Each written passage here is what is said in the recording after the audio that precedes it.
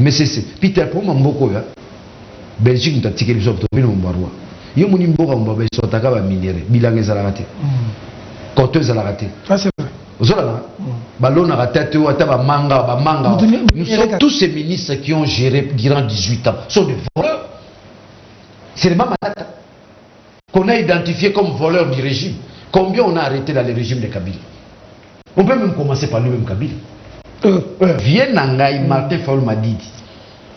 De ce oyo bandi ba la pesi Faoul Madidi. On a ça Nzambe parce que à ceux qui ne na sala VC, ne na oma benda mais yo zara donc vous ambabate la roya sungaka yo monte na ban ensemble nyonso. Vous voulez les victimiser. Peuple accompagnera moto ba victimisera. Tu mon peuple au molinga matata pona et comme il est in encore na kanai kaka. So bito la de la mboko pe nazara matata ka yemote. Mais ça c'est un pays de voleurs. Ba momo IGF ba koti na kopa balala. Zela dénoncé ko. Zela na ebisayo. Bango mona IGF ba koti na ba kop. Bango ko moni kimbuta. Aussi l'autre ba kanga kimbuta te na ndimana ba justice te. Oh, c'est pas kimbuta. Ah, maman, papa. Mbongo kimbuta nduki na ville ya Kinshasa na salité nyonso sans honte, sans gêne. Oh, mais kimbuta ya na fandi na ye.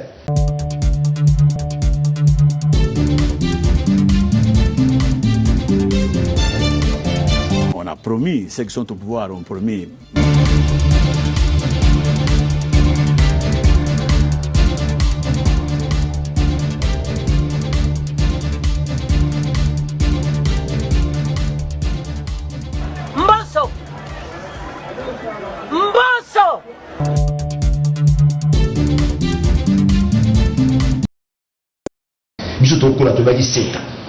C'est là. Parachute.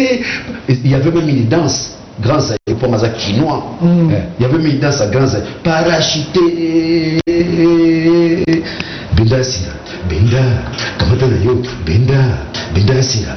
Benda. L'artiste s'est inspiré. Naba commando banoko na ndolo. Bazokoyeba. Il y avait ce qu'on appelle des unités spécialisées. Na armée na monsieur Zate. Je profite aussi à cette occasion Nassena Mukonzamboka qui j'encourage, qui je félicite, tout en remerciant le peuple congolais dans son ensemble. Et le Kobasali, il y a quoi implique, il y a quoi accompagner FARDC. Et monsieur Soyebi, numéro 1 à FARDC, c'est qui? C'est le président Félix Tshilombo. Ça veut dire qu'il a le soutien du peuple congolais. Je le félicite. Je le félicite parce que durant longtemps, on n'avait jamais identifié le mal à l'est du pays. Mais lui, il a identifié. Le Rwanda. Oui, il a identifié. Il a nommément cité. Là, je suis d'accord avec Félix. Il a nommément cité le Rwanda. Là, je suis d'accord avec Félix. J'ai senti en lui cette dignité que Kimba entend chercher à l'homme noir, à l'homme congolais. Il a identifié. C'est très courageux, ça. Non? Maman, là, tu as identifié. Tu as commis. Quand il y a des belles à la télévision pour démontrer les insuffisances et les limites et la mauvaise foi du régime passé. Ce que j'appelle un régime diabolique et satanique. Moi qui fier aux sala pour la biso à parlement, mais tant que la télévision, ma pétua Miki, ma masse à mon lich, pour la que vous défendez le mal, l'axe du mal. Auto décriaki, auto niataki, to niati pena Satan, na munduki, na mutu, biso ba Daniel Saf, ba Peter Chani, ba Mukebai, ba Kisel Vwanga, ba Eliezer Tambo, to niata penda dragon, to niati na mutu. Mais le dragon lingo bima, abîmé avec 7 têtes. Tant je vous ai na tête mon compte, tu abîmé avec 7 têtes, to 4 ma tête wana. Ba guerrier pour son tango na otala ba to bundisa bi na otala misusu moi ba choc eza misusu moi na moi li sumo beba nini mais so natali armée citoyenne wana ils en forme, on peut encore affronter les combats et les combats continuent, je vous ai dit. Je profite aussi d'une émission pour annoncer début à combat à lutte. On peut tout me prendre moi Daniel Saf sauf ma lutte. Au prix de la lutte que je suis ce que je suis.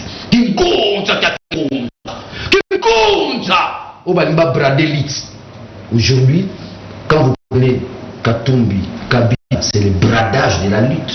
Tu vas brader l'élite. Tu ne peux pas tolérer cela. On a induit Moïse Katumbi en erreur. Tu n'es pas d'accord? Je ne suis pas d'accord, je ne serai jamais d'accord. Mais Kabila a qualifié Katumbi de Jida, la dernière phase de la trahison. Et Jean et Jésus ne se sont pas réconciliés. Bien que Jésus c'est le rédempteur du monde. Ils ne se sont pas réconciliés. Il a forcé Katumbi 3 ans d'exil. Je dénonce l'entourage de Katumbi. Ce qui entoure Katumbi. Hier, ils étaient amis. Maintenant, ce n'est plus le cas. Nous avons un parti. Nous avons un projet à combattre. Nous avons un avenir. Nous avons la mission, n'est-ce pas, de changer le Congo. Katumbi doit quitter la phase amicale. Baninga nae, bamasa ne bakendaki axino, nous tous sur le niveau de la relation. Tout comme un niveau d'objectivité. Implanter les partis, matérialiser la vision du parti. Si aujourd'hui on arrive à matérialiser notre... Vous savez, Katumbi a des choses. Il y a ce qu'on appelle en politique la victimisation. Katumbi a été victime. Condamné en exil. Traître, Jida. Vous comprenez? Il y a un moment où ils sont allés plus loin. Et il veut déstabiliser les institutions en place parce qu'il vient de monter, n'est-ce pas? Il vient de recruter les mercenaires. Ouais, les mercenaires, le pouvoir, le régiment, le Kabila. C'est un mensonge. Un pouvoir qui était caractérisé par les mensonges que Moïse Katumbi a recruté les mercenaires. Les mercenaires en bazar. Baké Basangani. Moïse Basangani. Ça veut dire quoi? La lutte des derniers ça tombe. Moi j'ai mené des luttes. On ne peut pas brader ma lutte. C'est tout ce que je vais léguer à mes enfants. Quand on a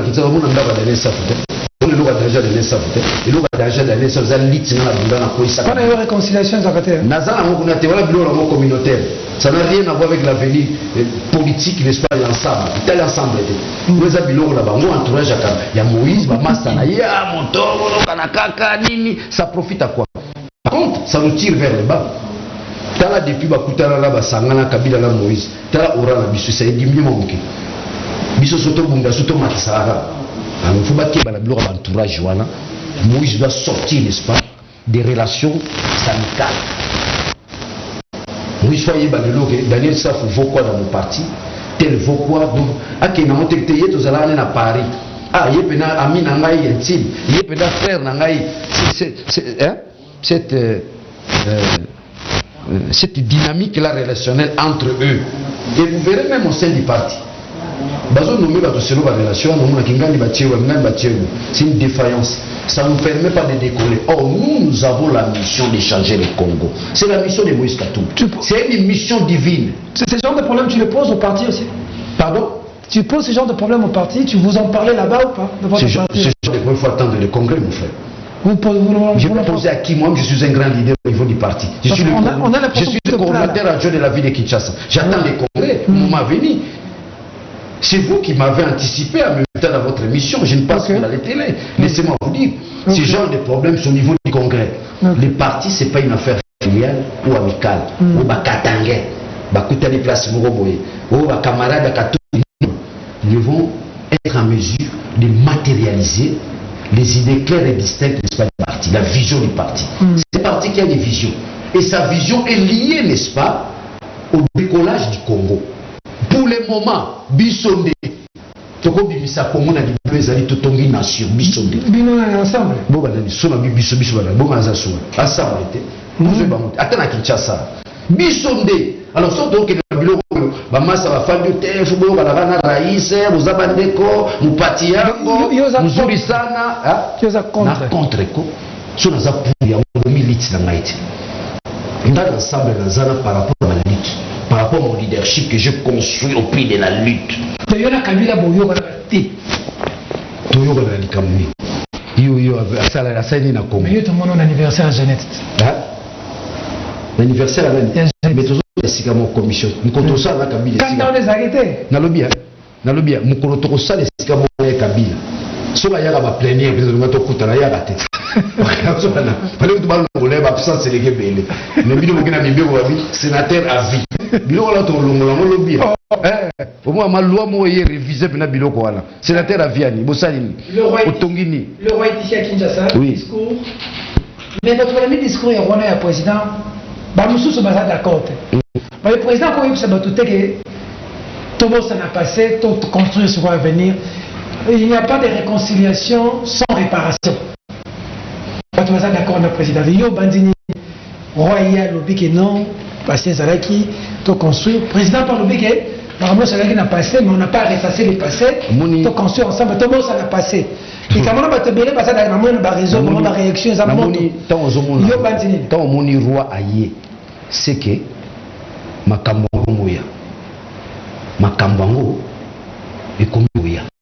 Makambo to zosala ngo basi fumukimbango ayebite ayebite o Rwanda zosala biso bato bazokufa bazokata bato mitu bazovioler ba mama bazoyiba ba richesse na biso yo ici fumukimbango ayebite Makambo kwa tulendo akoya ce qu'on appelait le maître divin koya na ye ezala ba signe pour la. Quand Kimbangu dit les blancs deviendront les noirs, et les noirs deviendront les blancs. Batebele ba analyser ngo bien te. Il a qui s'arrête le romoko. Que lobby bisomo tous à la mettre à destin à biso. Tous à la mettre à destin à biso. Le roi vient, il reconnaît les erreurs. La Corée parce qu'il y a ta génération à biso. Il reconnaît les erreurs. Il y a la Corée. Mais dans tout cela,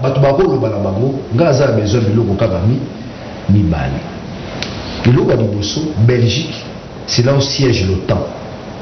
C'est une force militaire, n'est-ce pas? Belgique, c'est le siège de l'Union européenne. C'est une force diplomatique, n'est-ce pas? Fachi, je crois, Assali, et le Kamotou Assali à moi.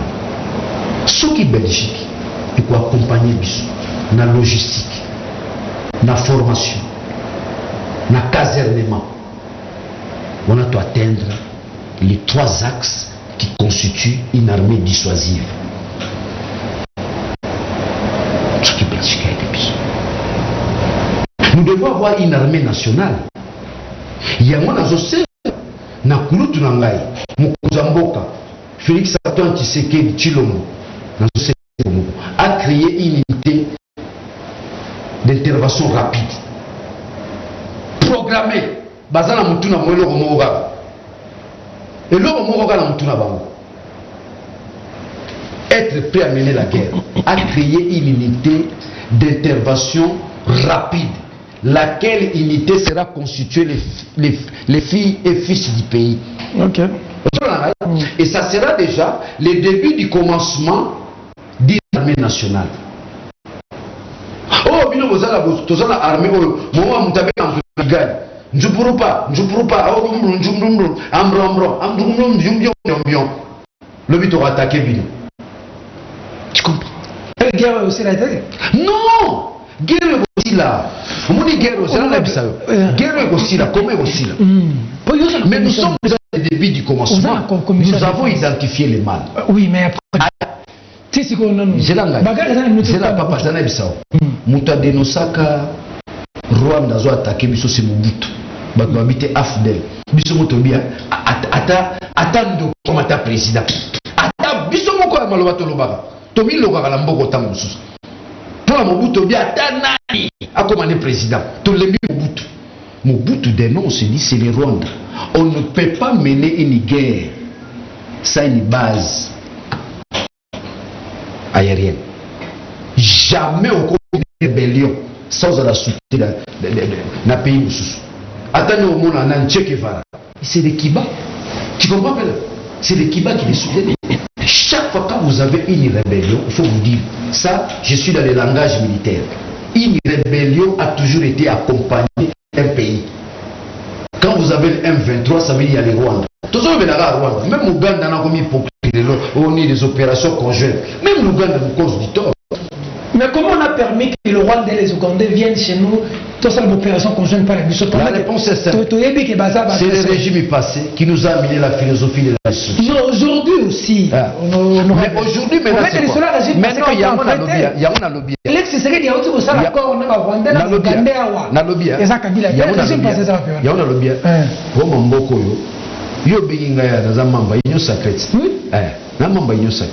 Il y a des choses, je ne saurais pas te les dire. Mais pour les biens. Ah oui, parce que nous avons la commission de défense et sécurité. Dans la défense, commission de défense et sécurité. Mais nous, on a identifié les mal. Toi, on identifie qu'est-ce qu'on fait. Eh papa, pour identifier que le roi a attaqué Bissau. Je vous ai dit tantôt, on ne peut pas mener une rébellion sans qu'il y ait un pays à côté qui accompagne cette rébellion-là. Nous avons identifié les rois. J'apprécie le courage. Mais là, quels sont les remèdes? Quels sont les remèdes? Ce que je vous dis maintenant, que Félix mette en place une unité, n'est-ce pas, d'intervention rapide, qui sera composée de filles et fils du pays. Parce que à côté de nous, nous avons une armée, je vous dis. Mais dans cette armée-là, il y a d'autres nationalités qui en font partie. Tout ceci est arrivé comment? Les brassages, les mixages, ça a permis que nous puissions avoir une armée multinationale. Une armée multinationale ne gagne pas une guerre. C'est une armée teintée de trahison. Mamadou Ndala a gagné la guerre du M23 ici. Mais c'est un Congolais. Avec la même armée. Mais je vous dis oui. Avec la même armée, honorable Daniel Saf. Oui, j'ai dit c'est avec la même armée. Mais comment aujourd'hui on ne fait pas marcher sur le M23 la même armée?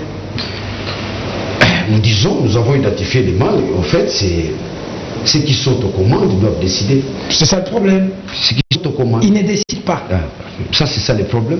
C'est que nous attendons au moment. Donc le problème, si nous constatons, si nous constatons, on continue à s'enfoncer dans un fond sans fond. On est déjà dans un fond sans fond, les gens meurent. Vous avez peut-être du mal à dire que Félix Tshisekedi c'est le problème. Comme vous disiez hier que Kabila était le problème.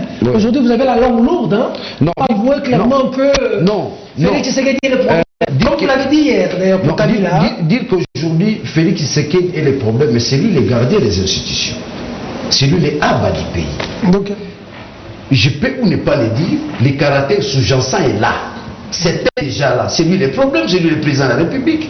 C'est lui le abat. N'est-ce pas? C'est lui qui a la dernière décision. Et Peter, on ne fait pas les affaires politiques à la télévision. Mais c'est en politique. Je vous entends. En politique, il y a ce qu'on appelle les non-dits. En politique. D'accord. Mais c'est ici. Comme il y a les non-dits, on ne peut pas tout creuser. Non, le non-dit, ça dit que le peuple constate. On peut pas. C'est le peuple à lui de saisir les non-dits. Pourquoi?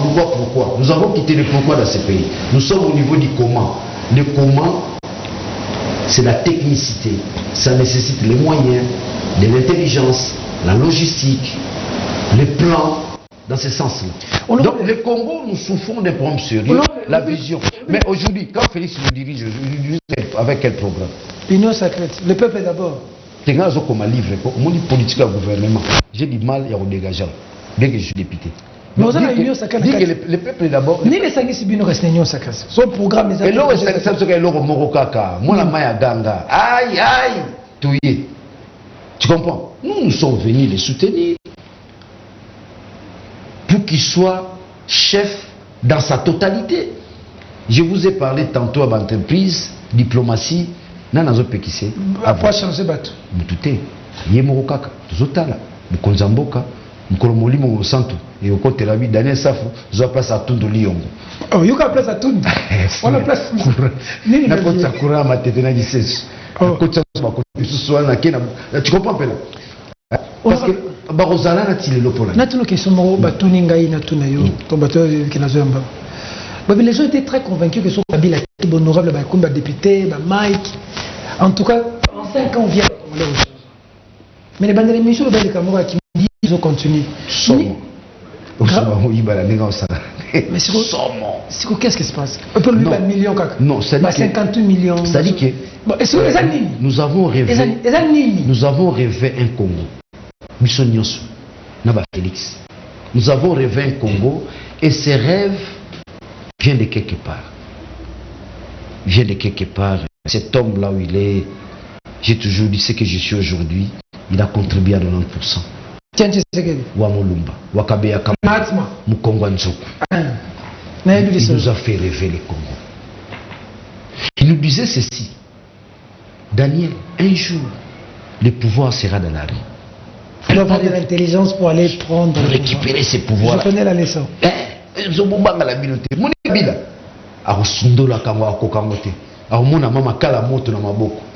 Il nous faisait rêver le Congo. Et nous avons fait de ces rêves-là, ça a pris corps dans notre vie. Mais tant que nous avons d'abord, nous avons Kabila a été séqué, les camarades de Balba sont la ranine.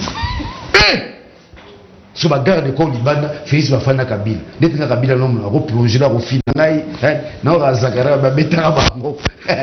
Nous avons fait pour finir à la poche. Kabila Begala Gingaka. Il faut que nous ayons la poche. La police est Kebayo. Tu comprends pas? On a rêvé un Congo grand. Ça c'est Etienne Tshisekedi. Ouais, les Mahatma. Nafuka Marata Union sort pour la papo. Comme si Bisobato. Mais tant que tu as si Kango, tu dis que non, Kabila n'est pas parti. Il est là.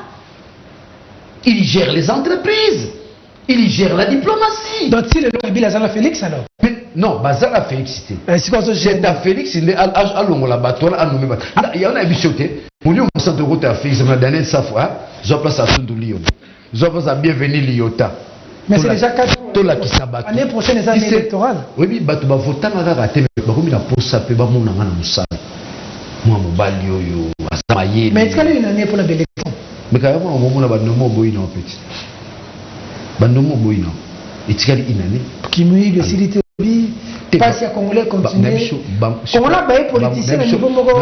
Congolais baillé politicien au niveau. Bamonde ba yibi na biso na degré moko, hein? Ya ozanga siko différence na bango batakabila ko banoke ba bombi bambongo na ba banque mususu. Faso azotonga bandako na Kenya.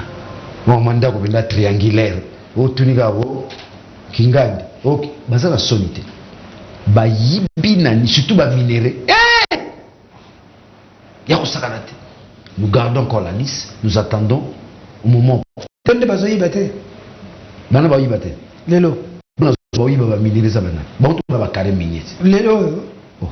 Papa, si on a mis sur la liste, c'est là qu'on a déposé question avec débat, il y a ministre à mine. Nous avons dit qu'on a organisé ce qui était samedi. Nous avons dit que tout est parlé de la maman. Nous avons dit ça, question avec débat. Ils ont limité que sur avec des balais au lec. Il y a beaucoup d'implications là-dessus. La famille présidentielle, les amis du président. Aujourd'hui, dans le même rapport à IGF, il y a chez Kamine. Ah, IGF, il y a qui parle de soutien au Peter. Qui parle de oh, babenga di Toiboui. Tu fais un tamar. Tu fais un grand travail. Il est dans la spéculation. Et puis ça, la ligne est à même est-ce que le travail à finance des habiles comme ça, artistes, musiciens, c'est des choses citoyens pour nous sensibiliser. Comme ils sont des leaders d'opinion. Nous allons banir la ligne. Moutinho a révolutionné. Il a révolutionné quoi, mon frère? Aujourd'hui, tout le monde parle. Il est là, il est fondé bongi na imo alingeti. Quand il monte à bongi, la bongi, peuple congolais s'est retrouvé. Dis-moi, dans trésor public, il va coûter combien? Dis-moi, où est la rigueur? Hein? En fait, l'IGF, si on a ça, ils ont un caractère dissuasif. Qui bat à l'IGF, bat banga la monnaie. Quand tu vas mon IGF, bah continue à copa balar. C'est là dénoncé. C'est là na ebisayo. Bango mon IGF, bah continue à ba cop. Ils sont bien payés, baza bien. Mais dis-moi, ils ont. À l'ingeta kalbikino caméra yibi. Mais tout le monde qui n'a habité à Iba qui n'a été. Où est la justice? C'est là la justice, tu es là, mais comment? Faut la justice. Faut que la justice n'est plus avec ma case. Ne m'a pas mis. Oh, IGF a fait un rapport honorable. Parce que contrôler IGF à ça là. Fallait plus le bénéficier ça là. Boutrir encore IGF. À contrôler Bami. Va même le régime n'a pas. À contrôler Bami. À tenir la justice. Et ça c'est mon salaire n'a été. Justice qu'il fallait à ça. D'un côté. Pour le justice, pour le IGF. Vous sentez que les choses n'évoluent pas. L'IGF devait jouer un rôle purement dissuasif. Et que le peuple devait sentir que non, il y a un instrument qui travaille, na profit na biso, talamon fufu na sani et mati. Mais c'est Peter pour Mamboko, Belgique n'a tiqué les autres, mais non, Barwa. Yo moni mboka mbaba so taka ba minéré, bilange za la raté. Coteuse la raté. Ah c'est vrai. Zola ballon na raté to ata ba manga. Nous sommes dans les années 54. Le Congo central alimentait Bruxelles en fruits. Ba fruits. Zola déjà dans les années 54, nous étions semi-industrialisés. Tout ça, Wafuta, Banini, il y avait des sociétés. Le lot, il n'y a rien. Les gens sont en train de bouffer de l'argent.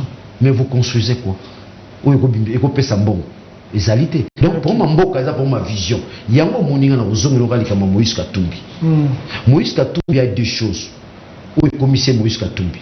Et là, quand le commissaire Moïse Katumbi, ça a victimisé. A victimisé, ah non, à étranger, à Jida, traître. Peuple a l'ingaraté, peuple a l'ingaraté, victime. Peuple a royoke les mawa. Moïse Katumbi a pris les grands Katanga à quel niveau? A pris les grands Katanga, il a transformé les Katanga. Jusqu'à telle enseigne que ma commune reçoit référence, il y a un gouverneur, Kamere qui est avec nous. Il dira quoi? Que les gens aillent apprendre au Katanga. Comment on peut gérer une province? Tout à fait vrai.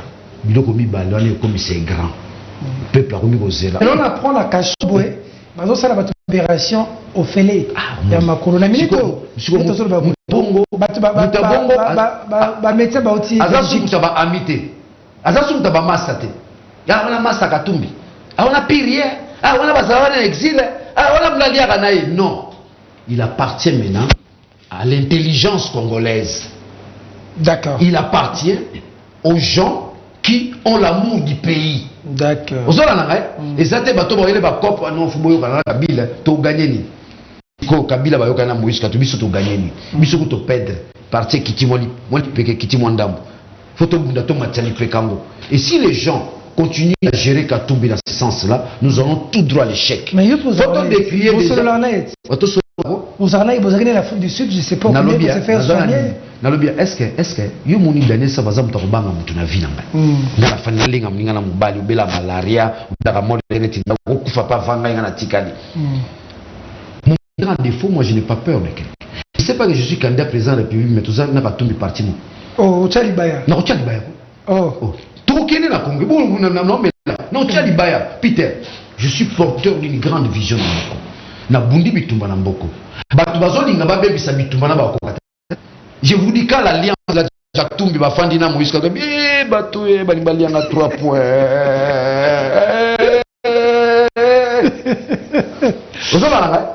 Si moi je suis avec Katumbi, c'est par rapport à mon grand leadership, par rapport à ma lutte. Okay. Alors, tant qu'on a monnaie la Kabila Basangani, c'est que moi j'appelle le bradage de ma lutte. C'est quoi c'est fait dans la montée? Yosa député dans la Nagatou. Bana Basangana, on a bengate. Na bengi na bengani. Non bengani. Ne sengola commissaire président na monaki Basangana Kabila félicitations. C'est que nous sommes d'accord. Aola démission. Aola démission. Chez nous c'est la démocratie. On a une autorité morale à Zalate. Quand tu as autorité morale, quand on a président parti, tu vois l'Europe dans le congrès. Tu vois le congrès quand tu es à Longo. Tu es président Moussous. Daniel Saf. Tu es Chéribé. Chéribé. Police Chéribé. Tu es Moussous. Le ministre de la Bible, ça me semble bien. Nangwa Bisso. Chéribé.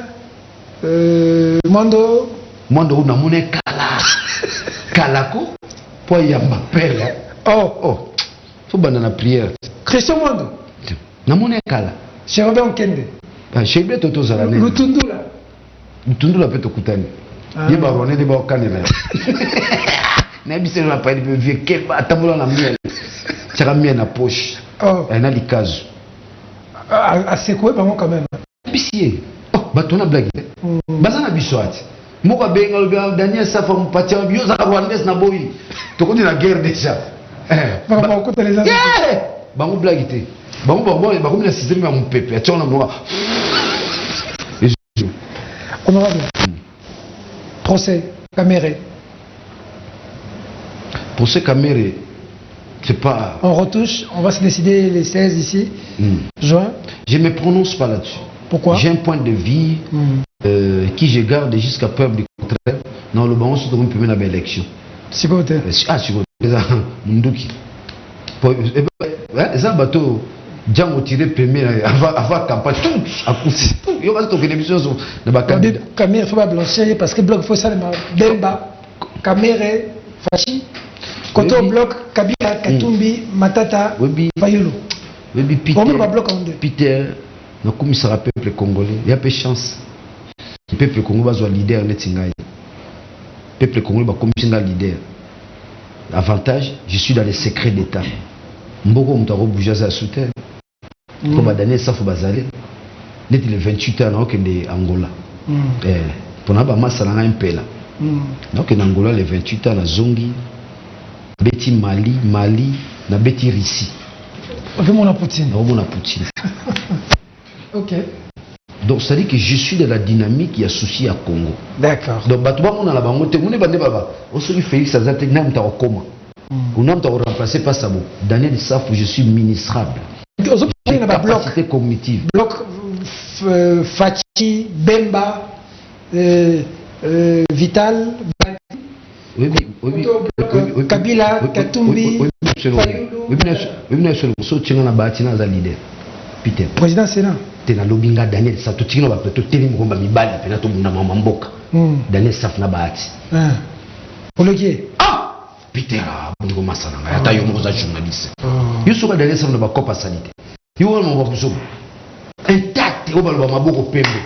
Nande muna bango te. Mi bato tanga bango, c'est dépassé cette politique là.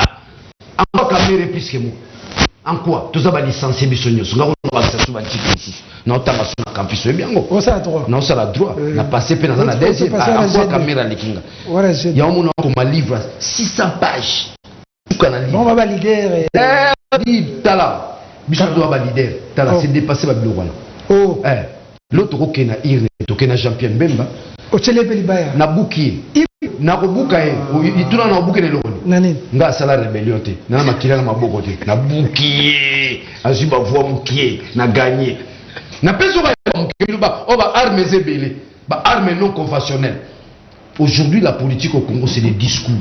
Beaucoup d'entre eux n'ont plus les discours. Yango na zozonga kaka na Moïse Katumbi. Ensemble tous en discours. Tokeba. Ça occasionné Kabila Katumbi, on est induit Moïse Katumbi en erreur. Non, va solitona banga lo bango. Ça qu'on attend. Ngai kutwa atato kabona Katumbi dans un député ba votenga. Bongo ya osana. Parce que tu raté mandat o. Yambalo la kasi ba lo bamna yo azaramta Ukraine. Oh. Photo joie.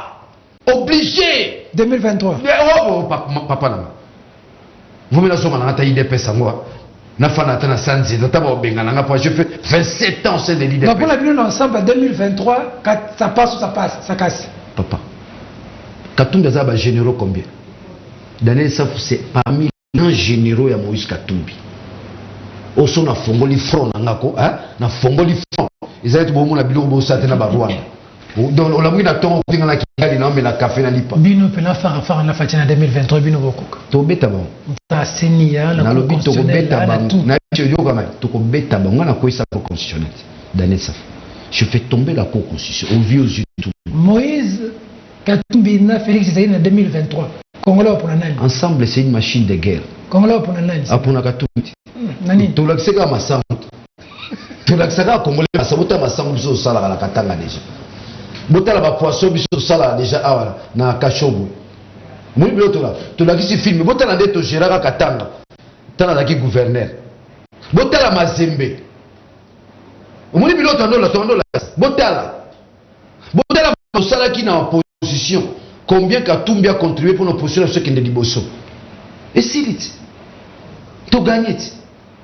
Botala bango ambasalaka. Saut des moutons. Bah oui. Botala maman basalaki 60 millions de dollars détournés. 14 millions de dollars détournés. Botala teni, ta teni yoana. tala eteni wana mbongo Covid maladi osola balali. D'accord. On a mis Masiko. Donc nous avons la possibilité, avec un argumentaire puissant qui résiste aux assauts du doute, de y pouvoir en 2023. Élection en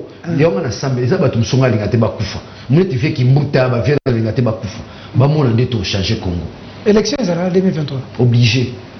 Mais jusqu'à là, Seigneur a se plaindre financement, recensement, enrôlement. Le 28 dans Angola, je vais faire quoi dans Angola? Non, parce que l'élection est en 2023. Parce qu'il y a un bichot tout dans les yeux Angola dans Moussani. Mali, Nabarisi. Ah. Il y a aussi le bon moment sur le reste pour la pour la Lobagibo. Ou le reste pour les assoutes.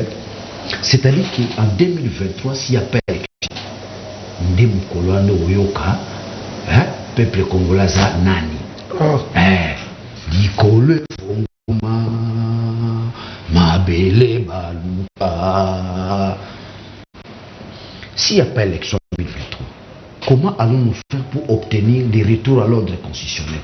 Il y a un barossi bakufaka. Il y a un dernier ça va côté la prison. Notre combat a gravité autour du retour à l'ordre constitutionnel. Pas à briser la constitution. Notre Bible par excellence, notre pacte républicain, ça veut dire que côté na boulou et que na mboka. Comment tu ozonga na kimia? C'est là où l'Église catholique nous a aidés. C'est là où nous devons avoir du respect. L'Église catholique. L'Église catholique. Au cardinal Ambongo. Vraiment du respect. Ne pas finir les réseaux sociaux. Non, bazo mi loka ba mo yo finga cardinal za zoba aliki na tata na maman na mayele. Bat ba bien Ambongo te. Ambongo a une thèse doctorale sur la morale.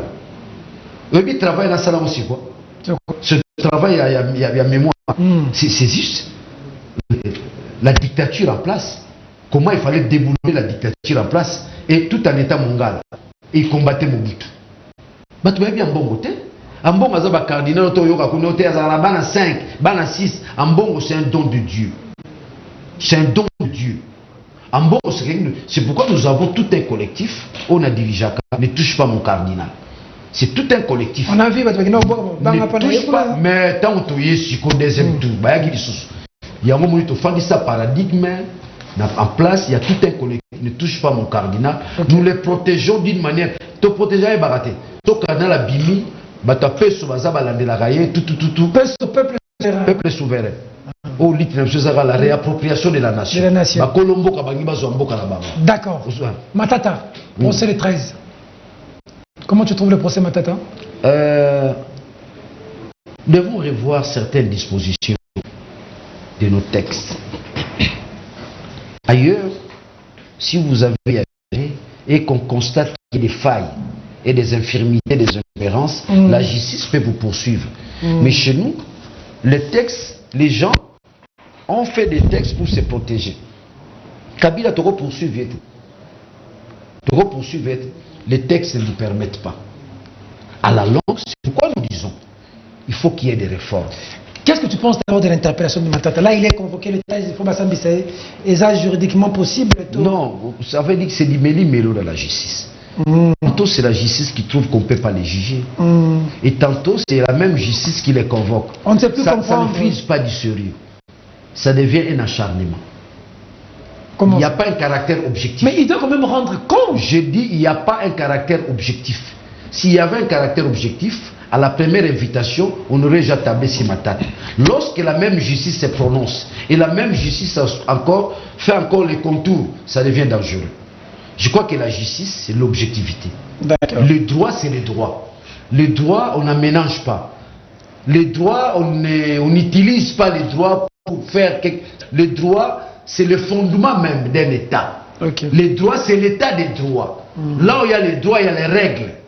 Si les droits s'est prononcé par rapport à ces règles, qu'on ne peut pas juger Matata. Et aujourd'hui, avec quel droit vous êtes allé chercher les droits du Bénin ou du Congo en face, où c'est les mêmes droits. Donc l'affaire Matata, ça ne frise plus du sérieux. L'élite congolaise a comme se livrer dans ma camboumourosa propreté. Même au niveau de l'opinion. Aujourd'hui, l'opinion commence à se dire, c'est ça aussi. on veut rendre Matata grand parce que vous voulez les victimiser. Peuple accompagnera moto ba victimiser. Tu mon peuple a molinga Matata pona et comme il est inanko kaka na kanai kaka. So bito la de la mboko pe nazara Matata ka yemote. Mais ça c'est un pays de voleurs. Qui est na météo place na fandi. Côté non urbanisé mais tala banda ko batongi. Si 90% de voleurs. La météo. C'est un pays de voleurs, je vous dis. Je vous dis, c'est un pays de voleurs. C'est ce qu'il me disait Daniel. Tu es journaliste. Rien que le long du boulevard, tu peux faire ton travail. Rien que le long du boulevard, il n'y a que des voleurs. Oui, il y a des voleurs sans honte. Des musiciens, ils sont là. C'est pas Matata qui a volé. Si on veut combattre la corruption, c'est Matata seulement. Tous ces ministres qui ont géré durant 18 ans sont des voleurs. C'est vraiment Matata qu'on a identifié comme voleur du régime. Combien on a arrêté dans le régime de Kabila? On peut même commencer par lui-même Kabila. Donc, on a le bango, on dit Kimbuta. Aussi, on a dit Kimbuta, on a dit Manaba justice. Oh, c'est pas Kimbuta. Ah, maman, papa. Mbongo Kimbuta Nduki na ville à Kinshasa, na salité nyos, sans honte, sans gêne. Oh, mais Kimbuta on a fandi na hier. Na mon anniversaire Kabila auto kata gato. Ozona bakangi c'est Matata. Mais c'est un régime qui était caractérisé de ce vol, na ba détournement. Na comme le l'homme teleki na TV o Kabila go tout bien. Masana ngai Pero Luawa alekio Kabila. Ah Pero masana ngai. O senga Kabila. Moni musala zo sala zéro lelo. Bisoto kimate to dabitu malaka mboka to ba mibali. So fandi benando ba Daniel Safaza mobali ngai PD wa PD undi bitumba awa kimyo komi ayer non attendez pegné de la parole honorable pero afingara Félix afinga penga il m'a traité de fou mambo belé bobongisa ka teto bongisa na bongisa na été na na spirituel to pesa na mbote to bongisa ofinga pero nous avons un ministre intérieur. Zonga Mbogo, Kutanga ministre, un ministre quelque part. Ndimango ke ba Daniel Sobaza ba mibali ya solo. Bambiaka Kinshasa, uti Kinshasa. Yaka ya kusala ba mission ba Peter ba fandi wala. Manque de déontologie, manque de professionnalisme. Uti bana nini naka peut-être ba utindi ka pe bana après. Balanda yo. Nenge régime a fait que c'est que va journaliste ba mo ki exil. Bo tama ya na régime on akuta ba Daniel Safu. Ngape na ko régler ba compte finanga. Ba image ça. Dans le régime nabino za ko régler ba compte. Te ya orande ba compte. Ya orande ba compte. Ya orande les régime à objectivité. Exact au fingo kimi. To changer rapport mo tabu nani, hein? Ramaphosa nde nana zo tumo kuna la jobu. Hein? Ba jio ba noir. Un grand guerrier à Menarali. Moto la nde so ça les missions za fait singeleka. Isaïtote. Ya gitote. Nous sommes intellectuels, tous iba cours antique. L'esprit critique, finga président mboka na biso ngelekate ya kitote de yo bisano ka finga pero finga na trop na benga na biyo juto kuta zela bagarre nde omona o tant que pas français ay benga na kuta nsabini professeur ba yo moi Daniel c'est ça qui tokote to ko tonga mboko na injite même bateau bazo encadrer bazo aider mabe muni ba pero ba sala ko ba Daniel Saf to sale les Daniel Saf azalaki to sale Mukeba azalaki to sale Peter azalaki mais simbité pour le loba de la montée pour l'ité zala la lutte lorsque vous réveillez la dynamique interne. Ok. Mais quand tu vas ailleurs et si n'a pas tenu sur moi mouké même on saute le barate vous voyez que Pero aya na Sénat pas comme journaliste comme agent payeur zana si ça pardon zana comme agent payeur na Sénat ba beta ko pa $300,000 babola a payé le pan au côté Saint-Luc. Côté Saint-Luc. A payé le pan au côté Cité Verte. Tant le régime est oui, on a ton abandon à miner un relevé bétage exact. Il a profité. Pero a travaillé avec Bouchab. Pero a travaillé avec Chadari comme attaché de presse. Il y a le Pero a le Kabila to sengo pardon. Pero n'a pas la capacité de conduire le leadership na Kini Awa na Congo tant biso badane Saftozali. Prevane ka tikimbo ngwa kei na ninga kingunza pena na bina kingunza ba Pero baza batu ba utiliser ba kitsa leadership na ngai e simbate na liela likazo na yebisa yo Peter na rolela Pero likazo ko sila Moninga si des missions comme atala ba nombre de oh tout ayagaro s'attaquer nanga innocemment. Yo ça la problème de journaliste. Tenga la problème de journaliste. Te kolbatena ba journaliste. Papa, na longwe na journalisme nazala ki na commission juge ya tribunal de paix. Oui. J'ai quitté la presse na Bavo. Nazala ki président ya ba jouer sa presse écrite. Ngai ndé mutu na organiser ensemble pour na Alain Koya ke na Sesak. Donc j'ai quitté la presse comme grand. Ngam na ki président ba jouer sa presse écrite. Vous gérez pas ça matonné nyoso. Matonge te presse écrite ki Congo mobimba. Ya presse matonge karaté mais tout ça était ba to kuta na matonge comme ba dando, intellectuel ba timba, place to melaka mo kopo. Hein? Na matonge wana mais c'est moi d'année ça pour le président. Oyo ba Joël Kadé ba Massa Nyoso. Hein? Leader azalaka moko. Sur on katala iso ko benga président. Ngam na président, j'ai organisé la réunion ce jour-là. Beaucoup de journalistes découvrent mes valeurs. Gaza comme un journaliste. C'est là na bisa. Na o mi komisate. Ce qui journaliste a kufi na mboko na mta so ser. Na pesa korbia ngai. Ngai bato kunda je sais. Ngai tous les journalistes au bakei, ils ont mo mi komisate na pesa cercle na korbia. Ça veut dire je suis resté bah cercle na korbia vous en place c'est belé. Ouais, vas-y on pas donner ça vous. Il y en a 750. OK. Na somba de corbière pour na bande. Na Israël mutombo vous en rappelez bien? Israël a journaliste c'était. Ndeko yoka ngai yuza journaliste. C'est vous na lobango Zakaria journaliste c'était batu balandanga te. Ce sont des animateurs. Israël a reçu la papier de presse. A reçu la reportage à commis mais c'est qui n'a papier. Ata Fatia le bien Israël sont commis comme ce ministre place à Mouya à Rosa ma poste. Il peut écrire vraiment comme ça. Est-ce qu'il a des ABC n'est-ce pas de la profession? Biso toriba jeunesse ba okabola biso livre jaune la déontologie. D'éthique et de déontologie. À quoi d'éthique et de déontologie? L'article 14 babi les jeunesse c'est leur solidarité. Israël makambona ta bi livre ante. Azali kaka mutoye na ye asimbi babiloko na ye aye o baloyenge balini tout.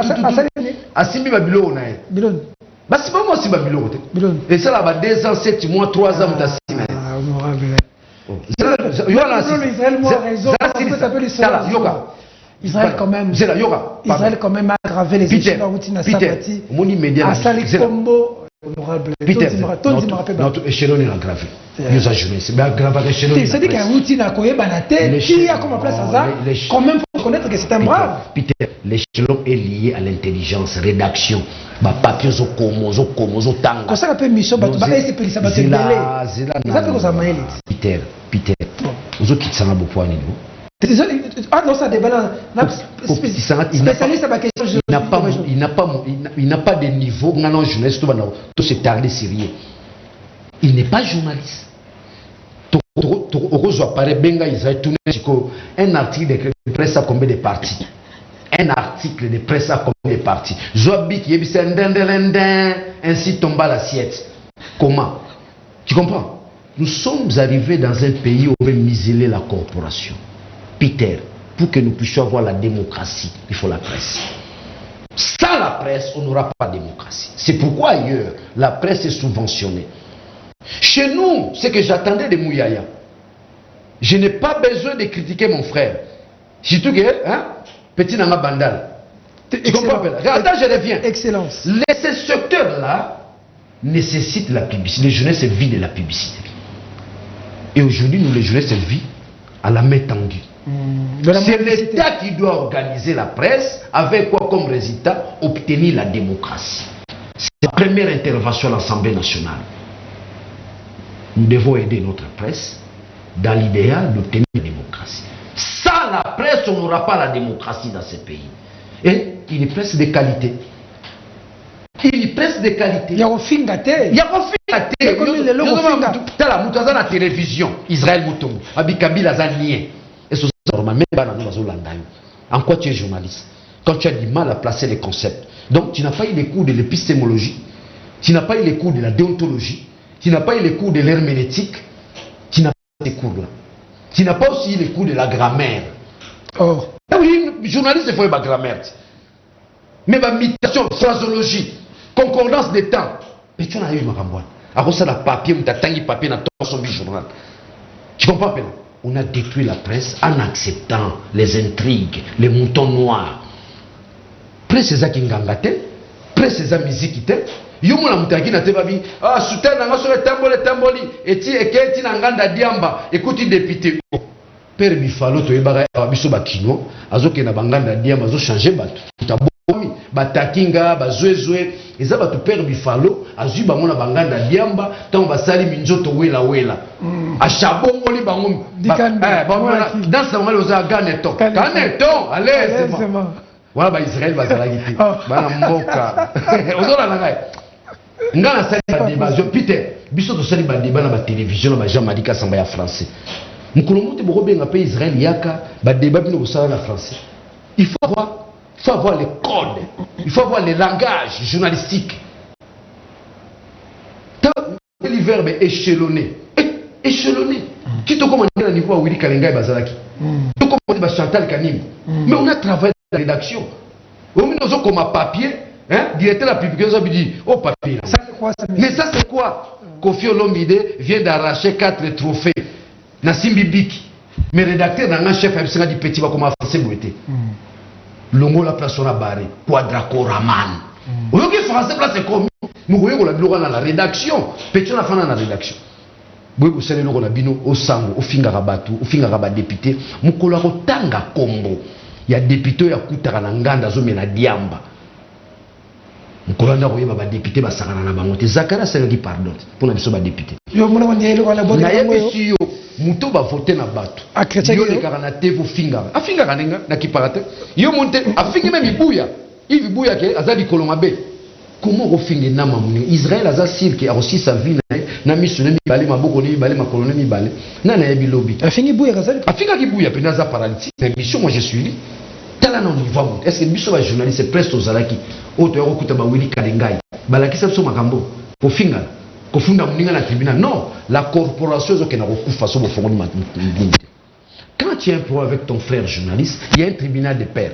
à l'UNPC j'ai quitté la presse tout en étant juge élu au congrès na tribunal de pair sambisa ba makambo belé j'ai quitté la presse comme président il y a presse écrite erwana Israël azalaki wa erwana azosala na police c'est pas Kanyama il était journaliste tu es d'accord avec moi travailler à la police chez Kanyama tant que l'on pas Kanyama royana canal qui a ça la émission ya ba dimension culturelle na tongo suka lingi musalango mutape kishote yekola musalango nous avons appris ces métiers là comment aménager un article de presse il faut lire de la grammaire. Qu'est-ce que tu penses de faire Yves Bouya et Israël Mutombo?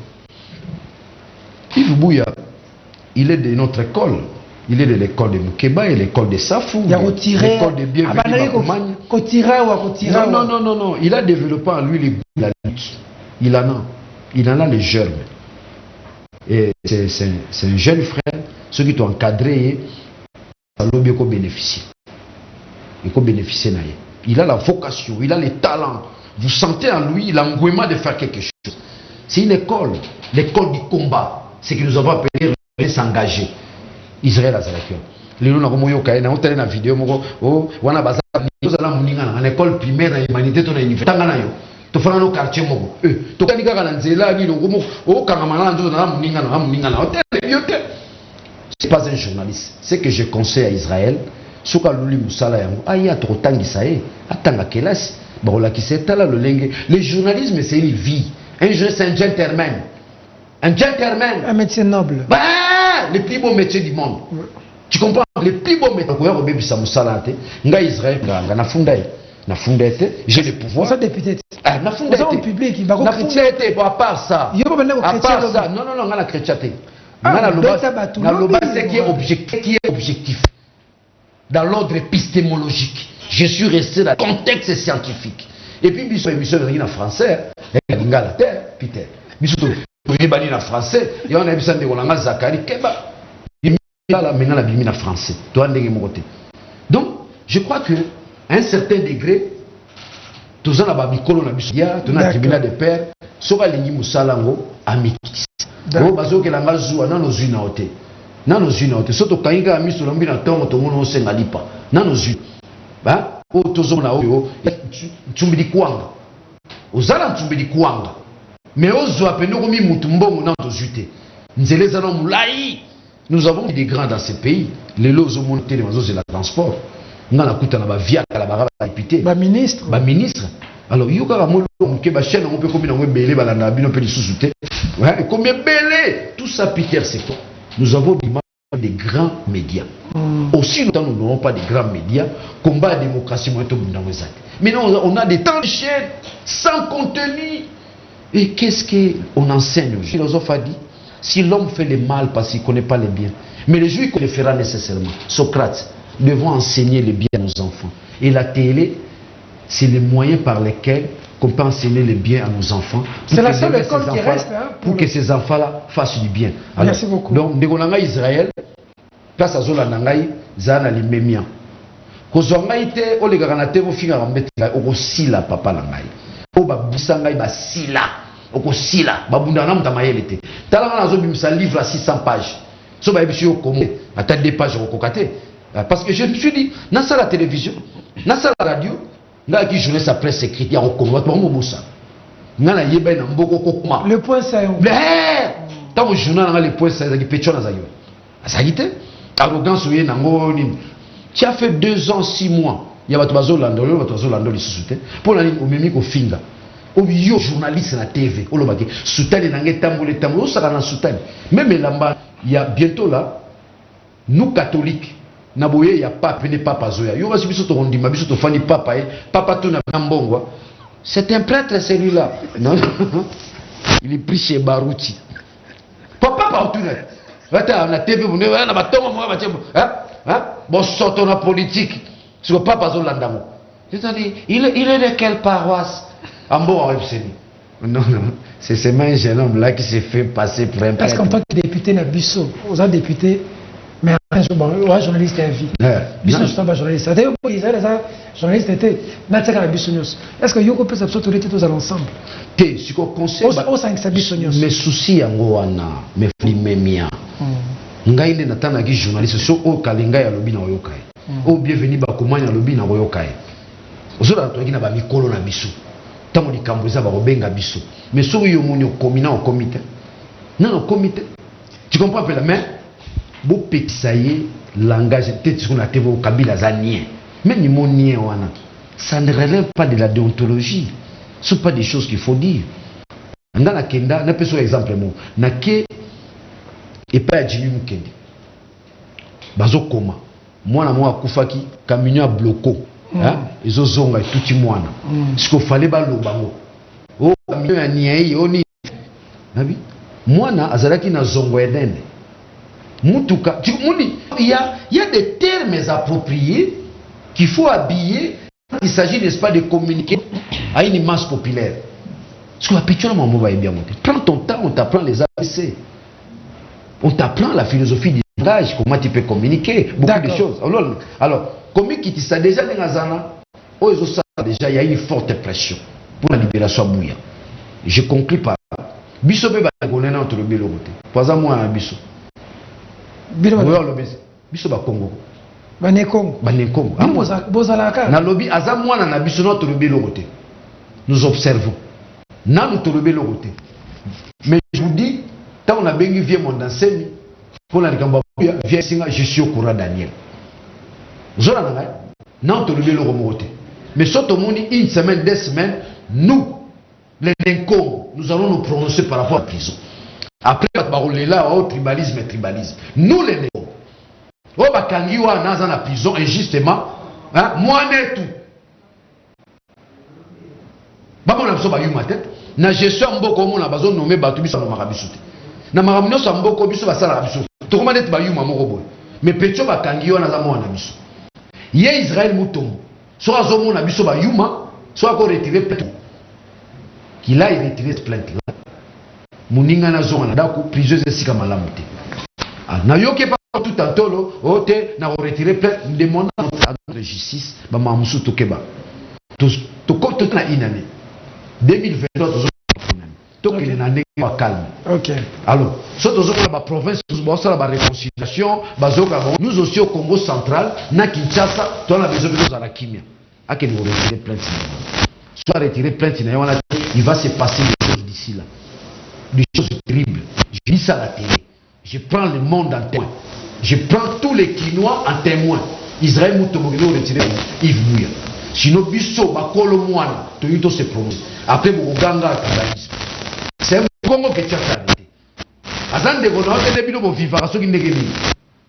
2 semaines à Wakara Kokite, je prends les gens témoins. Tokola qui saye que biso to zabanani.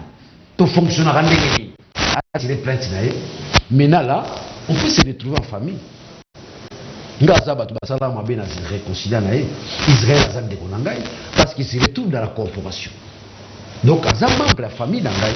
Ma famille c'est la corporation. Les autres sont à la koufé za ba journaliste. Ba ozala matanga ba rotondo.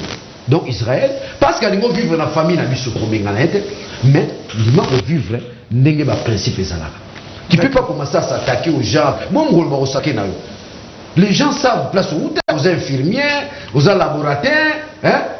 Tu vas y avoir une infection urinaire, mais ça et puis, malaria, tu as prise, mais ça a un prise. On sait comment tu t'es comporté chez Kanyama. Comment on a raté au finger? Tu peux pas organiser un finger. Moi, la papa, il a des cheveux blancs, noirs, mais c'est comme un diable. Non. Tika. Donc, on se l'a raté. Tu ne passes pas là-bas? Passer quoi? À l'antenne là-bas. Chez lui. Oui. Nga émission na sala mingi na français. Yo mtu to baneno na français. Tant on va la gravité ba. FM moko na. O me manga. Oleka. Yo ça mutanda. Des pétions la famille qui dit ça. Pétions la famille qui dit. Mon débat. Et pas Christian Sala. Et pas Christian Sala. Congo Buzz. Na na aidé pétua na les 3 fois na émission na. 3 fois na émission. Ayaka na ndako na binda ko Israël connaît ma maison. Ayaka moi si na ndako. Azu même pas. D'accord. Même bon matin. Aza petit mo mo utiliser ta pese mo loko lobela mutu boy. C'est aussi les kamamba bala qui tina gana no et soyo pour les et so na ninga za kino. Ngaza kino obia soki mutafingo mela diamba. A kino ta mboka. Ne kino na kino mo na matete. Kino na sa kino 48 arrestation. Donc kino fa baino. Tete na bite kino fa baino. Kino abaino kino. OK. Tu comprends pas? Bon, tant que vous avez un bail noir, parce qu'on a ça là, on a bail noir. Vous avez un bail noir, mais on a maillé, vous avez bail noir pour nous mailler. Vous avez un comme un examen d'état. Na campus na sala test, bah pourcentage sur le maman côté université. D'accord. Donc demande à tous ceux qui étudient avec moi, dans c'est un homme intelligent. Demande à tous ceux qui ont travaillé na sali na journal Chondo, la libération, alerte plus na sala ba journal Touana. Et j'ai apporté dans ce journal-là. Tu n'es au salle journal, le point simple. Le point c'est en plus. Je connais. À part ça, ma participation dans les chaînes de télévision, Télé 50, CCTV, on me suivait ici à Kinshasa comme un roi dans la chaîne de télévision. Mais tant à part un giro, il y a un giro soumis. Dans ça failliba, dans ça passe à la boue, exact. Les gens sont dans les histoires, dans la futilité. T'as joué là, t'as joué à jeunesse na télévision. Député n'a pas défendu on a freelance. Et ça dit on a joué crédité na freelance. Yo quand au niveau de la communauté à Mabé. Oui, j'étais à jalousie. Bataka de soza mutumo lendate. Au quoi biso lenda. Tuzaka. Beti pe beta taba jamar kabunde lo basi biso zali. Kabunde sili. Bonga zaso. Si la munanga sili, yo asi dépêche ticket de temps. Il dépêche sur la fausse la dernière ça pour bunda na bango longi aussi pesi.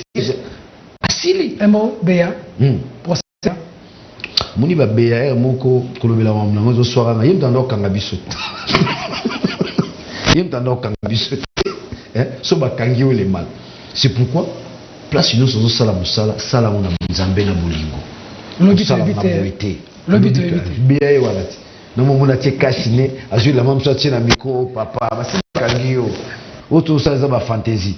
Pour ces BA, des gens qui pour nous, quand on dit aux gens construisons, quand on dit aux gens qu'on construise l'État, dans un État normal, BA va ressentir bon. Ah oui. Parce qu'eux-mêmes ont refusé de construire l'État. Ils sont victimes. Construisons l'État-nation. Quand nous aurons un État-nation, nous t'avons fini à me. Quand il y a l'État est tribunal de paix à Comélio. Monsieur, tu ne respectes pas la déontologie. Va convoquer. D'accord. Va le même diplôme sur Ozanango. Tu comprends un peu? Le lozo média na biso, c'est regrettable. C'est terrible. Hein? C'est terrible. aujourd'hui. Alors, on comprend. Vous avez l'aise dans la télévision. Si on a un bureau, il y a un député. Na kuti ba plia diamba na bureau na tu mens. Tu mens ce que tu dis de la télévision. Tu veux seulement nuire un député. Naï Israël, na kokoti sebele na robimi sebele na bina mutuni nous anam. Ils ont la capacité. Il a commencé à me critiquer avant même campagne. Alors que son na comme député, des émissions payées bazo futaye. Bon dernier ça. On a les émissions na ndako na ngai, na quartier na ngai. Ou alloué muka. Des histoires à terre au senti muto aza journaliste. La presse est en train de se détruire. Bon, on peut s'ajouter, c'est bon, on a TV. À l'objet n'importe quoi. À l'objet nana texomo awa, il y a Pijira au lenga. Il m'a traité de médiocre. Karayemoko, Daniel Safou, pardon, vous avez nangai, nasake rare. Ça n'a texo à Pijira. Elenga. C'est la jalousie, la mauvaise foi. Tout ça, la naïe rédaction, on a journal nangai. Il sait comment, combien j'ai la pime. Ou à côté témoigner. Mais les lots dans le Kosoka Rasuba Pêche Loco, donc nous avons des talents aujourd'hui, Peter. Deuxième mandat, ils ont combattu sous carrière de Sozo Kendeka. Ah non, Beta Mabé. Beta la négo Saranati. Beta, leader majeur. Aussi ces missions, ça exagère bien en Argentine. 500 000 motos au Bungawebi. Ngaïgo, pour Ngaï, son Taline qui mbuta géré, Nande Argentine a géré. Il y a une évolution. Tu sais, il y avait des immondices dans la ville de Kinshasa. C'est là on a 6 ans. C'est là 6 ans. Bah immondices c'est ça qui bien a dénoncé bah immondices n'amboko. Oh ya matali kola foule abi foule bo na kimbo. C'est là, nazana divoire argentin pour na ba je suis argentini. Je dois être l'assemblée provinciale. Mais en tant que Quinois, il y a certains repères. Les lots bandi, babandi to bandi urbanisation à ville à Kinshasa. Toujours canaliser la matete ba qui c'est ça. Mais Peter, il faut réfléchir. Il ne faut pas partir dans la singularité. La critique doit être globale. Si tu veux critiquer Jatini, il faut une approche globale. Comme avec Kimbuta. Il ne faut pas y aller dans... Mais oui, moi j'ai critiqué Kimbuta parce que j'avais les tableaux devant moi. Le tableau de Jantini. Peter, rappelle toutes nos questions. J'ai dit Kimbuta pour l'année. Kimbuta ou les Jantini. Kimbuta, ça dit. Babi Jantini, il y a un peu de Rosomona, Kabila, qui Félix. Qu'est-ce que ça va marquer Kabila? Bon, Félix. Gestion Félix n'est à Kabila, il y en a les a bien. Est-ce que Kabila avait la gestion? Est-ce que Kabila a géré? Est-ce que Kimbuta a géré cette vie? Kabila, mais non, mais Jantini, a dirigé bien Tengezo Loboka. Il a l'intention de construire cette ville. L'intention. Seulement l'intention. Mais moi déjà, s'il y a l'intention, ça. Mais Kimbuta n'en avait pas. Si vous avez autres la question, gestion Kabila la Félix, papa Langaï. Papa Langaï. Vous avez un bon distributeur et Snell. Distributeur et Snell pour faire sa courant, distributeur pour les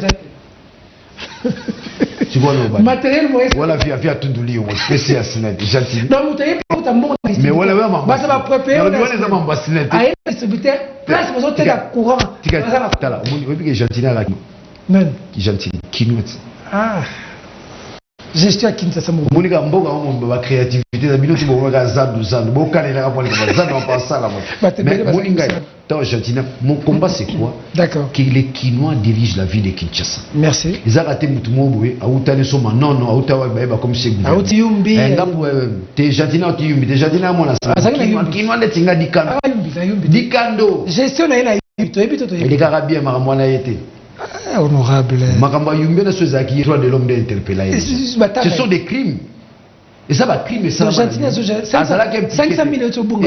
500 000 au Bunga, oui. Bon,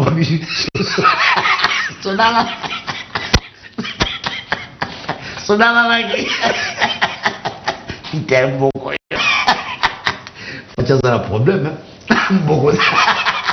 500 000 livres aussi ma colo. Oui, ma soeur va aller au petit bâtiment là-bas. On a dernier. C'est mais dans la logique. Message de la nation. Gentili moi fort aux salama. Il y a l'intention de construire moi fort aux salama. Merci beaucoup. Par rapport surtout sur un aspect les immondices à travers la ville. Moi solo, Gentili le rôle solo. Qui t'a dit solo. Merci beaucoup. Gentili le rôle solo. Non, merci pour l'honneur. Baliboso et la Parfaite Télévision. Mais grand merci. Il y a bien Gunza, il y a mon ressenti. Grand merci. Il y a pas battu, mais au venir, au sentir. Attends, sur le bas, mais on ça. Et puis les autres, c'est exact. Non, je lis beaucoup. Ça, je vais te décrire. Ça, je sais. S'il est pas. Livre, c'est si Namo. Livre, c'est si Namo. Mbosso. Atiamwa. Bon, on pas Mbosso. Ouais. Et ça fait un seul pays, sur la sud. Mais son Afrique d'ici. Et ça va se faire un coup de tête. Mais moi, la main, elle a chola te pite. Kimbango, comme la belle, la combat fou, Kimbango. La bête à quoi est logo? Mais logo, la bête est logo. La bête est logo, il y a le baratou. Et Moïse Katumbi a foutu là $160 000. La bête est logo. Na mystique a fourmi, na se retrouver en Afrique. 160 000 balles. 160 000 $. Qu'est-ce que Katumbi a payé pour toi? Mais oui. Bon, on a perdu mon toile. Là, t'es na boutou na mouni na Chine arabe. Si on est à la boyokani, personne ne vient à la place de la mine. Mais on soit pour les minouilles. On soit minou. Ta mine aura bien alors que tétanos, le titre en 2020, tu as raté les sous. Tu as raté en 2018. Tu as raté en 2023. Tu vas faire ça. Est-ce que Moïse est un candidat? Non. Moïse est un candidat. À candidat. Loi électorale, les autres permettent. Même Bakoutou. Jean-Pierre Coutu. Jean-Pierre Opposile. L'électorat remettait lavé. Oh. Ah! Nicolas est Fati. Oh. Il est Fati parce qu'il est bazate. Oh. Ah! Il est dans son bec. Allô. Kota Saka Osala. Sozo Bimotani na Ruchu. Na Kwema et Moïse à la Gala pour Mbemba. Yebi Est. Nicolas, il est conseil en fait. Oh. Tongo to Fati. Babenga. Baya Moba Bimisu Kota Ruchu. Balata rouge. Et si les Mbemba ont un bon Mbemba à opposer bon Moïse Kato. Peter, ils sont pour avoir Moïse dans un candidat. Mon boulot là, il y a un grand combat. Daniel Safa, on a marche, mais bon, c'est un loba qui est ba kangayo. Tomba ngeba sa mamba kongolité au tombo ka ba luka ba kanga no ba dakala kasi inyo sakira ya kipe inyo sakira. C'est inyo sakira la kenda déjà Peter. Merci beaucoup Laurent. Un grand merci. Peter na moni ça va. La porte également ouverte. Ma bon on a bien c'est ça là que te monine na ye awa na tikelo pouvoir à Fumukimba ya Mbomba Philippe. OK. Ya Matia Mwanda. OK. Na koko na biso bazana no musayeke muskoza lolendo. Qui s'enzamba au match. Ma tefo yo ba rouler jaba ndaka lo ça. 2 ans passés. Oui, n'est ça. Ba pecho ça ba presse là, ba sokola ba ona sima ya commune Bandal. Ba sokola ba mai. La presse c'est l'intelligence ko tarara buku. Eza no ba nganga ko sauter. O sala bo ko mabe. Yana ba tso ba ko tsaka kinga. Ba ko tiko ba tamor morto. Ba peche bele on ba tamor mort. Oh, yo de toma mo le ko. Ndega wenga ba no sala ka. Mo ko likolo za boate. Maboko likolo ndajuma yebisanga biti mvulu za tombola maboko ezande tokoyela makambo reste maboko likolo ya mini ce sont des incantations mais aussi là soko mikita mulita ko to simbi biloko na yo osimbi opona yo na mwasi no na bana no bozolo kwa kolia succès et si là yo poza la bilo bokolo mulo nyos bokoko Fumukimbangu le plus grand mystique n'a jamais connu. Merci beaucoup, grand merci. Tu as quoi ça pour positionner? Donc on a fait déjà réussir le robot. Bureau par bureau. Mon passe tout affichage bureau par bureau. Bureau par bureau, Peter. Soit affiché tout le monde dit net na ma tête pendako to zelo. Bureau par bureau. Au relais kawapi. Ça se relais là. En 2020, mbote na la bala qui sait ce bala mama. Ben nous voyons dinti. Kingabu Ngaba pas Jekoko. Baf za Jekoko te. Jekoko sali de mandat na misi. A mema loité, a sali lokote donc à un moment donné qui voit là to kabolo za Jekoko te. Ngabo za la za bana Kinshasa. Donc Jekoko za na beteni na mo kota kumba quartier na bango. Ngabo mbate. Parce que pour ça les côté on Daniel Saf. So ke kota ba pas du Daniel Saf Jekoko te. Hein, vous comprenez? Je crois que ça a la capacité de conduire grand leadership. Le leadership, c'est l'intelligence. C'est la capacité cognitive. C'est la mathèse universelle. C'est ça. Photo kebab. Peuple a payé sur 3 mandats au Kendabuna, qui est au Bimi, qui est au leadership. Ce qu'on faut identifier, c'est ça. Pour le Ngé Makassia. Na Kinshasa. Et le Ngé Makalabiso, là, universitaire, Totangi, Chik, tu es bani l'école Totangi. La vraie qui n'a pas la vraie qui n'a pas Totangi. chiki baba saka na biso te mutu mo ka simbilo na ye ka so lo nini boy na ye boy o leki te esprit mais bana kin bazongi si ma monesa 2023 ils ont banga na député Kenya bana kin ba député peuple vote na dernier ça pour salir na parler du peuple. OK. Merci beaucoup. Ba voter de voter la. Merci beaucoup. Ouais comme oli polo ni voter nga bonga iboté. Kinga kweza Daniel Safu. Merci. Leader national. Merci. Paka Juma côté Kunda Jikokwera peut-être. Merci beaucoup. On n'en finira jamais. En tout cas, grand merci honneur au Salebiso. Émission monsieur Zajou. Oh yes, c'est ça. Ça va. Mon émission de Kindé. Frappe ma population va juger. Population va juger ça.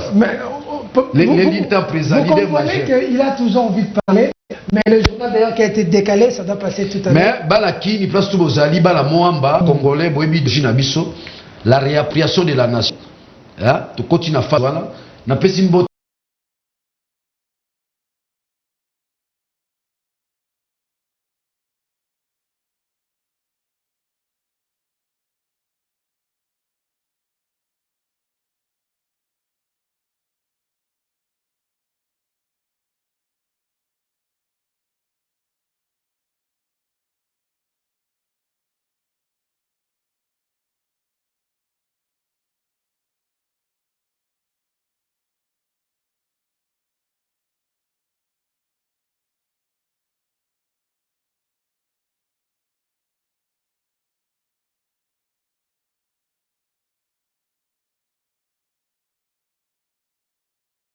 Viens Nangai Martin Faul Madidi.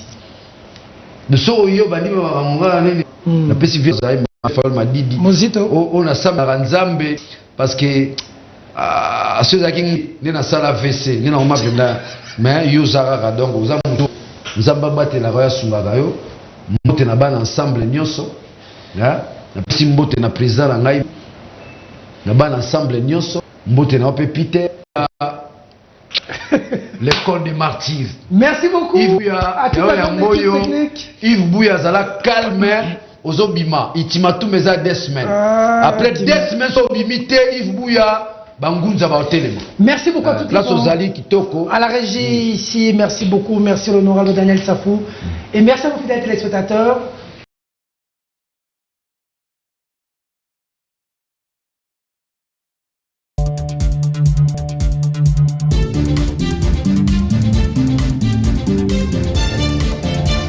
Promis, ceux qui sont au pouvoir ont promis.